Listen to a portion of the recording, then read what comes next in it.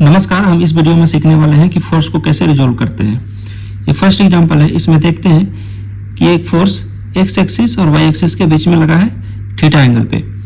तो इसका रोल है कि फोर्स जिस एक्सिस के साथ एंगल बनाता है उस एक्सिस पे हम कॉस लेते हैं। जैसे ये फोर्स F1 है, एक्स एक्सिस के साथ एंगल बना रहा है, तो यहाँ पर होगा F1 कॉस थीटा और वाई एक्सिस पे क्या हो जाएगा F1 साइन थीटा।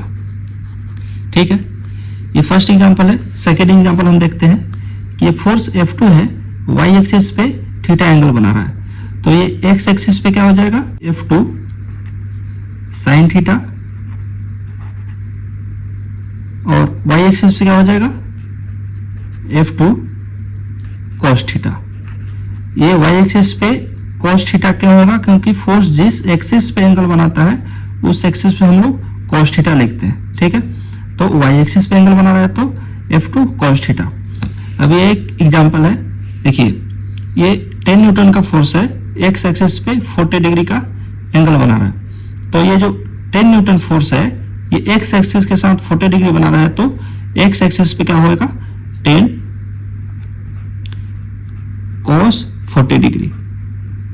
ठीक है, वाई एक्सिस पे क्या हो जाएगा 10 sign 40 degree.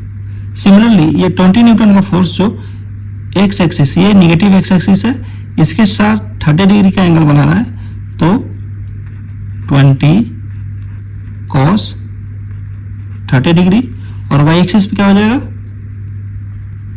20 sign 30 degree. Similarly ये 30 न्यूटन का फोर्स नेगेटिव वाई एक्सिस के साथ 30 डिग्री का एंगल बना रहा है, तो वाई एक्सिस पे क्या हो जाएगा कॉस हो जाएगा 30 कॉस 30 डिग्री और एक्स एक्सिस पे साइन हो जाएगा 30 साइन 30 डिग्री। ठीक है, सिंपल रूल है कि जो फोर्स जिस एक्सिस के साथ एंगल बनाता है उस एक्सिस पे हम कॉस लेते हैं।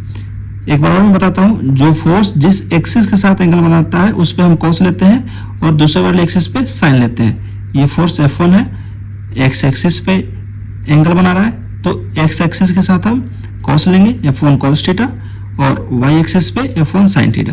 सिंपल सा रूल है। आई होप कि आपको समझ में आ गया है।